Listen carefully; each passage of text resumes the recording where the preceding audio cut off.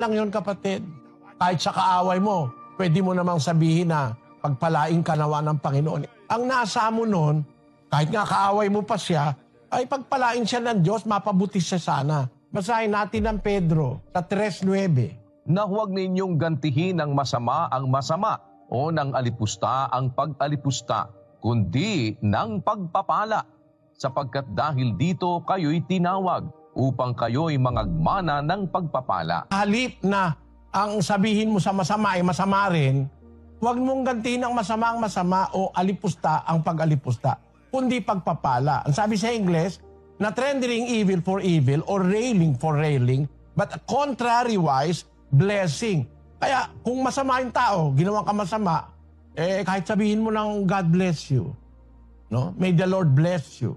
May the Lord enlighten you. Hindi masama. Naniniwala ako na kung sinasabi mo yon sa budhing malinis, walang sarcasm, may God bless you. Maaaring tumalab yun.